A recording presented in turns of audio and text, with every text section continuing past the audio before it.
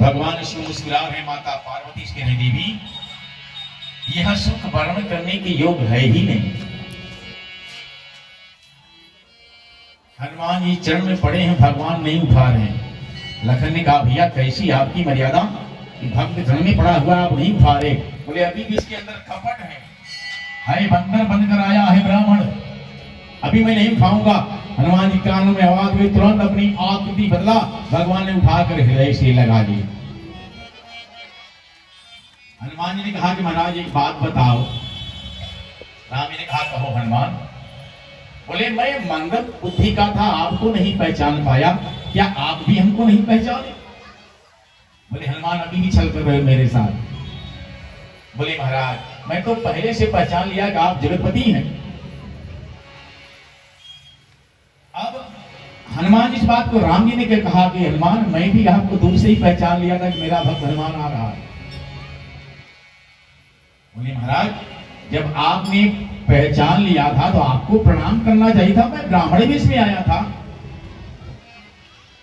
मेरे राम जी ने कहा हनुमान ब्राह्मण का भेष तो जरूर था, पर भेष के साथ साथ तुम्हारा कार्य ब्राह्मण का था ही नहीं। बोले क्यों? बोले ब्राह्मण आकर क्षत्रिय के चरण में गिर जाए तो कौन सा ब्राह्मण? मैं तो वहीं से पहचान लिया था आप नकली हो। वार्तालाप होने लगी, सारी घटना राम जी ने हनुमान को बताई और हनुमान जी ने कहा कि महाराज आप दोनों भाई मेरे कंधे पर बैठो, चलो सुग्रीव के पास लेकर चलते हैं।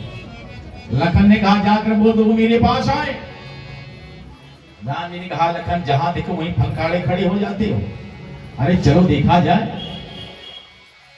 हनुमान जी बैठे, दाहिनी तरफ श्री राम जी कंधे पर सवार हुए।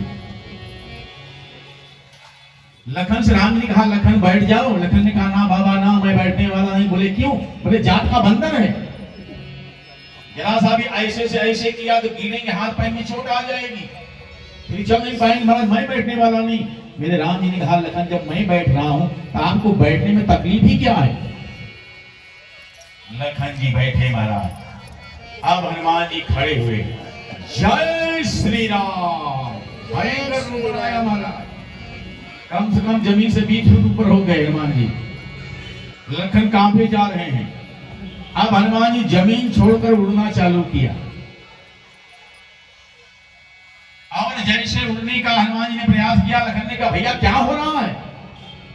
अरे जमीन पर दे तो थोड़ी बहुत चोट आती बच जाते, अब तो आकाश मार्ग से जा रहा है, यहां से ऐसे किया तो गिरेंगे धाम से, पूरी शरीर टूट जाएगी। मेरे राम जी ने कहा लखन तुम्हारा शेषा अवतार है, थोड़ा भार बढ़ाओ इसके ऊपर। क्रोध में आकर हनुमान जी महाराज के ऊपर लखन ने आधे ब्रह्मांड का भार रख दिया हो।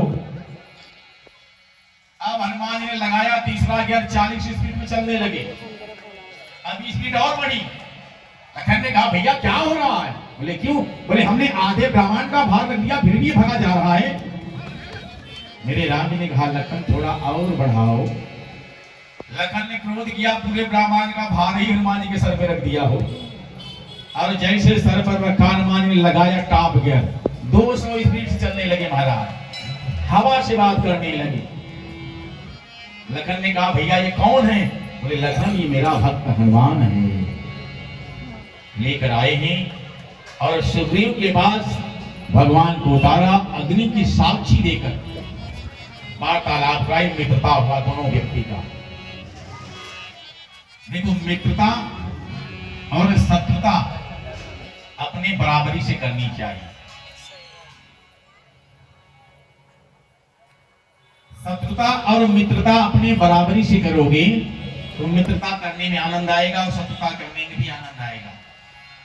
भगवान आज अपनी बराबरी से मित्रता कर रहे हैं जगतपति, पर भगवान की भार्या का हरण हुआ है और सुग्रीव की पत्नी को भी रोक लिया गया। सुग्रीव की पत्नी भी साथ में नहीं आई, बराबरी का रिश्ता हो रहा है। कुछ समय बीता, भगवान ने कहा कि सुग्रीव आप तो बाली के भाई हो, पर यहां अकेले क्यों रहते हो, कारण बताओ।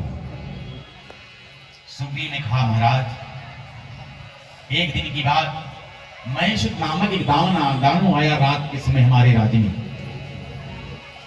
और हमारे भाई को ललकारा।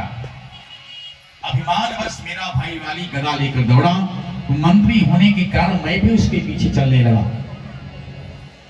गिरिवर गुहा में गया, गिरवर गुहा बैठ तैं जाई, बाल कहा मोहिसैन बुझाई। बाली ने मुझे समझाया कि सुग्रीव मेरा इंतजार 15 दिन तक करना। परखे हूं ही एक पखवारा, नहीं आया तब जाने सिमारा। परखे हूं ही एक पखवारा। बोले श्याम रामचंद्र भगवान की। मैयाओं, आज कम से कम हमारी बात तो मान लो आप लोग, कल नहीं मानोगे चलेगा। कल तो हम भजन सुना के, कथा सुना के चले जाएंगे। कहने को केवल कहानी रहेगी।